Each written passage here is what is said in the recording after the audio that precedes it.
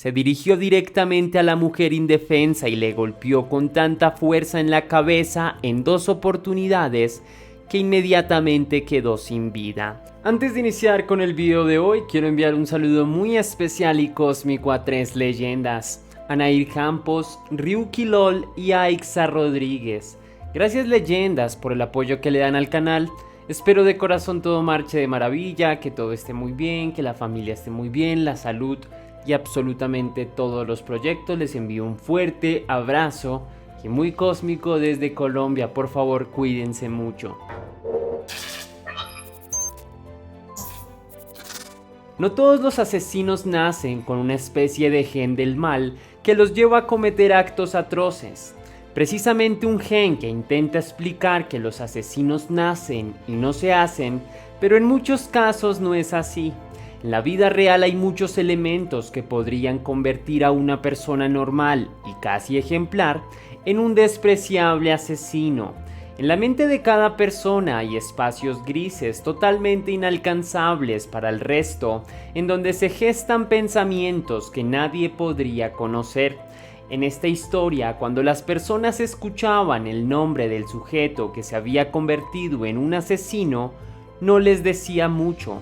Simplemente despertaba en ellos un profundo sentimiento de desprecio. Pero para quienes escuchaban aquel nombre y conocían a ese hombre, su reacción era de profunda estupefacción. ¿Por qué alguien que siempre se había portado amablemente y que evitaba los conflictos había podido convertirse en un asesino? Las fuerzas que transformaron la mentalidad de este sujeto ocurrieron a su alrededor, y una voluntad floja y voluble hizo que cayera en una trampa que al final terminaría con la vida de 3 personas. Este es el caso de Pablo José García Ceja.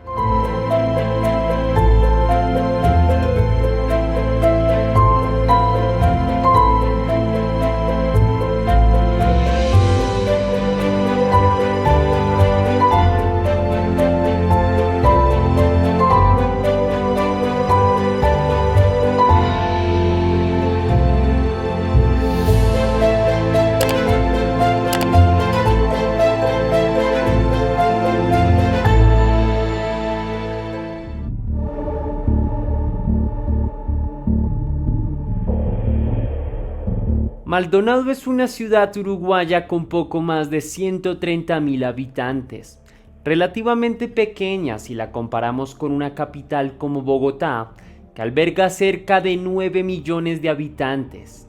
Sin embargo, en Maldonado, desde hacía 2 meses atrás, había un pánico que se extendía a lo largo y ancho de toda la ciudad. Al parecer había un asesino a sueldo. Hasta aquel 16 de junio en el que los rostros atónitos de muchas personas de Maldonado veían la cara del asesino que emitía la televisión, 3 personas habían sido asesinadas salvajemente por ese rostro que para muchos resultaba incluso hasta amigable. La razón del asombro de muchos de los ciudadanos obedecía a que el rostro les resultaba familiar y el nombre también: Pablo José García Ceja. El hombre se había topado con muchas personas oriundas del lugar y por la cabeza nunca se les había pasado que este sujeto, tan amable, pudiera llegar a cometer actos atroces de este tipo, y mucho menos que pudiese esconder una faceta de asesino a sueldo. La sorpresa fue todavía mayor para sus amigos y conocidos cercanos, pues habían convivido con él de cerca y nunca habían sospechado que alguien como él estuviera tras 3 asesinatos. En su carácter nada reflejaba que dentro de su interior hubiera un infierno tan intenso que lo pudiese llevar a consumar actos de tal violencia. Además, sus amigos aseguraron que nunca le vieron enojado o de un carácter que pudiese avecinar la tragedia. Era como un camaleón en víspera de ser muy peligroso. Sin embargo, quienes más sufrieron el impacto de su captura fueron sus padres, quienes habían recibido a su hijo un día atrás, y hasta su hogar habían llegado policías acusándolo de haber asesinado a 3 personas. Aunque el propio Pablo José reconoció sus crímenes, para el padre de su hijo seguía siendo inocente. Confiaba en que él, que ahora era adulto, seguía siendo ese niño amoroso del pasado, pero la ley estaba segura de su prontuario criminal. Incluso llegó a asegurar que detrás de él habían problemas mucho más profundos que lo habrían hecho convertirse en un asesino. Entre ellos, su particular adicción a sustancias ilícitas.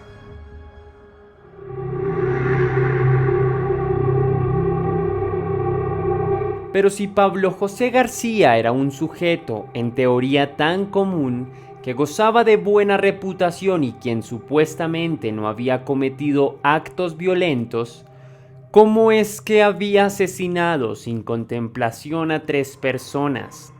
Las respuestas, al menos las factuales, se identifican fácilmente estudiando cómo se llevaron a cabo los homicidios, pero en cuanto a la parte psíquica o a los antecedentes, estas respuestas son más difíciles de responder.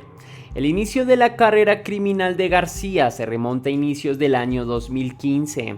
Por aquella época el hombre llevaba una vida relativamente normal. La única diferencia y una de las causas de preocupación por parte de sus padres era su creciente consumo de sustancias, pues parecía estar consumido de ansiedad cuando no las tenía a su alcance. Aunque a la fecha estas no habían transformado sus hábitos de vida, lo llevarían pronto a recorrer senderos bastante turbios. En enero de aquel año, diferentes azares de la vida lo llevaron a visitar un chalet ubicado en Punta del Este llamado Los Picaflores. Fue en este sitio donde conoció a Claudia von Gravenitz, una mujer de 56 años de edad que en ese momento detectó en el rostro de García algo que podría serle de utilidad. Ese día la mujer le dio su número de teléfono y le dijo que tenía algo importante que proponerle. Efectivamente, algunos días después García se puso en contacto con la mujer y ésta le propuso que si mataba a su hermano, un conocido de García, le daría 90,000 pesos. La razón que la mujer le dio es que si su hermano moría, ella podría adquirir la casa familiar en la que éste vivía. En un principio García no tomó con demasiada seriedad la propuesta y simplemente la declinó. Pero en su mente la propuesta nunca dejó de darle vueltas, pues el hecho de tener dinero en sus bolsillos podría facilitar su acceso a su incesante adicción. García conocía al hermano de Claudia desde hacía mucho tiempo, ya que trabajaba para él. Por esa misma razón la mujer había pensado que este sería el asesino perfecto. Además del egoísmo de la mujer, hubo varios testigos que afirmaban que la relación de la mujer con su hermano era demasiado tensa e incluso Alejandro von Gravenitz llegó a demandarla por maltrato físico. Básicamente era el hermano de una mujer ambiciosa que no tenía sentimientos de por medio, cuando de dinero se trataba, y creyó que José García podría ser igual a ella.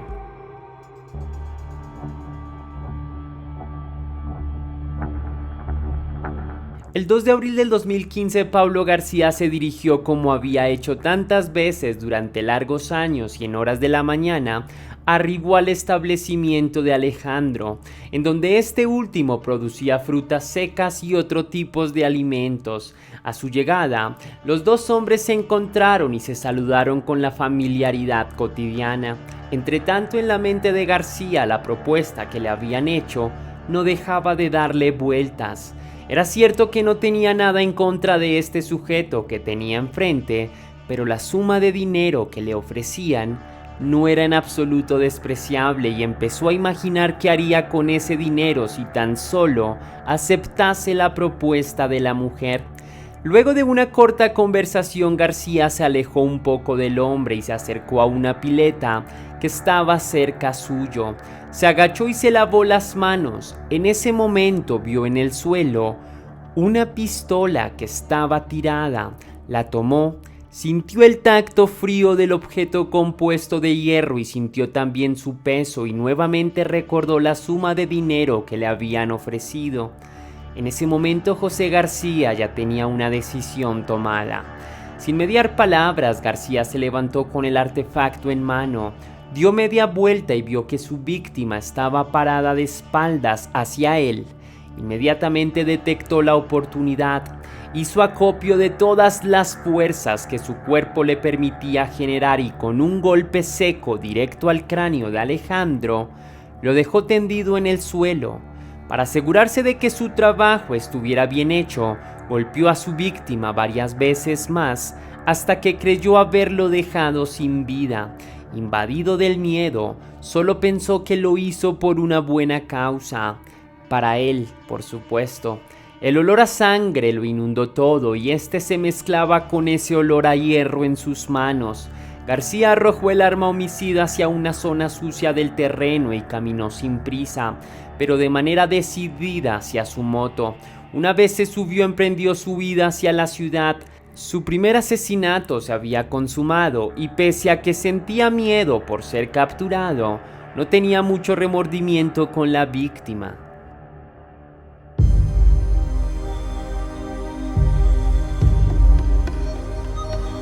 Después de haber cumplido con su primer crimen, llegó el ansiado pago y no solo eso, también llegó una recompensa adicional por parte de Claudia, quien por su excelente trabajo lo empleó en su chalet El Picaflores.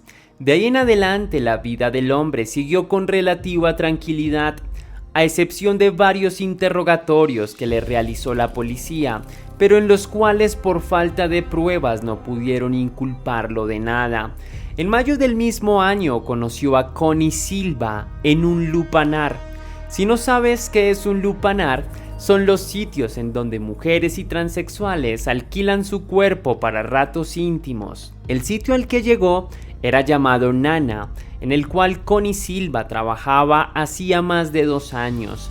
Esa noche pagó 3,000 pesos por pasar la noche junto a la mujer, pero en esa ocasión no mantuvieron relaciones íntimas. Por la manera agradable en la que se comportó García, la joven decidió irse con él después de que el local cerró al chalet Picaflores. Una vez allí, la pareja fumó de la planta verde, consumió licor y tuvieron relaciones íntimas. Durante algún día siguieron viéndose y teniendo encuentros del mismo tipo. El 4 de junio todo cambiaría. Ese día, según el propio testimonio de García, él y Silva estaban juntos y le contó a la mujer que había acabado con la vida de un hombre. La mujer aprovechó inmediatamente la oportunidad para extorsionarlo, algo que naturalmente a García no le sentó bien. Una vez llegaron a una cabaña que frecuentaban en un lugar llamado Punta del Diablo, García sabía lo que tenía que hacer y en la estufa de la vivienda encontró una piedra. Sin tener que meditarlo demasiado, la tomó y casi como un tiburón que ha olido la sangre de su presa, se dirigió directamente a la mujer indefensa y le golpeó con tanta fuerza en la cabeza en 2 oportunidades que inmediatamente quedó sin vida. Nuevamente sintió miedo, pero estaba un poco más acostumbrado. Hecho esto, García tomó todos los objetos personales de la víctima, incluido el auto que ella alquilaba, y se fue del lugar, tomando también las llaves de la cabaña. Durante algún tiempo mantuvo contacto con la dueña de la cabaña para que el cuerpo no fuera encontrado. El 11 de junio, el cuerpo de la víctima finalmente fue hallado.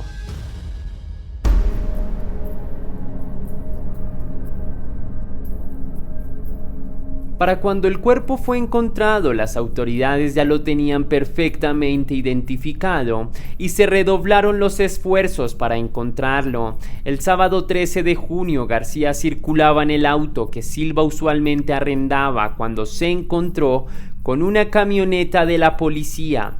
e inició una persecución en la cual el auto que manejaba recibió varios impactos de bala, haciendo a la vez que se estrellara. A pesar del accidente, García decidió salir del carro tan pronto como pudo, aprovechando que no sufrió lesiones, y emprendió la fuga del lugar para esconderse durante algún tiempo. Después de despistar a las autoridades, se dirigió a Picaflores. Para ese momento tenía el presentimiento de que sus días de libertad o de vida estaban contados. El 14 de junio, cuando estaba con Claudia von Gravenitz, le reclamó por haber vendido uno de sus muebles sin permiso. La discusión empezó a subir de tono hasta llegar a los gritos. García no aguantó la humillación que sintió en esa oportunidad y actuó como ya había hecho antes. De la cocina tomó un cuchillo y se dirigió a la habitación de su víctima. Una vez allí, le propinó decenas de puñaladas y llegó incluso a tratar de degollarla. Una vez más, no sintió ningún remordimiento por sus actos. Este había sido incluso más visceral que los anteriores, pero en él todo seguía inalterable. Quizá para este punto sabía que tenía su futuro condenado. Solo restaba evadir a las autoridades por el tiempo que pudiese, aunque tenía bastante claro que no sería mucho. Sabía que las evidencias ya estaban en las manos de las autoridades. Una vez realizado este atroz acto, huyó del lugar del crimen y se dirigió hasta la casa de sus padres. Quería volver al único lugar en donde se sintió seguro en algún momento de su vida. Un día después de su arribo, los policías lo capturaron y sin demasiado preámbulo confesó su culpabilidad en los 3 asesinatos. Sabía que era un hombre perdido y que todo lo que significó su vida en algún momento se desmoronaba lentamente. Le esperaba un nuevo hogar detrás de los fríos barrotes de la celda. Por estos crímenes, García fue condenado a 30 años de prisión. Sin embargo, el cambio drástico en su manera de actuar no quedó demasiado claro, aunque naturalmente el dinero y el interés fueron factores importantes. Un hombre como él tenía supuestamente bien definidos sus valores, pero de la nada, una violencia interna incontenible se desbordó, llevándolo a cometer estos actos tan atroces. Esto ha sido todo por el video de hoy, mi leyenda. Déjame tus impresiones sobre este video en la caja de comentarios. Estaré enormemente atento para leerte. Déjame saber si te impactó tanto como lo hizo conmigo con tu misterioso like y con un comentario cósmico. Recuerda seguirme en todas mis redes sociales para que tú y yo estemos aún más en contacto. Tengo una página de Facebook donde estoy subiendo contenido muy interesante que solo verás allí en la página de Facebook, así que te invito a que vayas a seguirme. Solo debes buscarme como Tess Misterios y listo. También tengo una página de Instagram donde subo datos de misterio muy interesantes, diferentes a la página de Facebook, y ahí aparezco como Soy Tess Misterios. Por favor, ve a seguirme. También tengo un canal en colaboración con Pepe Misterio, se llama Muchos Más Misterios. Por favor, búscanos en YouTube, síguenos y apóyanos. Si quieres y si puedes hacer una pequeña donación para la producción de Tess Misterios, estaré bastante agradecido. Puedes hacerlo con el botón de super gracias que se ubica allí abajo, justo al lado del botón compartir, o también lo puedes hacer vía PayPal, que tienes el link en la descripción y además lo tienes en el comentario fijado. ¿Qué pasa si lo haces? Si lo haces, recibirás un agradecimiento personalizado de mi parte y un saludo en un próximo vídeo. Ahora sí, sin más que añadir por el video de hoy, eso es todo. Recuerda que misterios somos y que tú y yo nos veremos en el camino.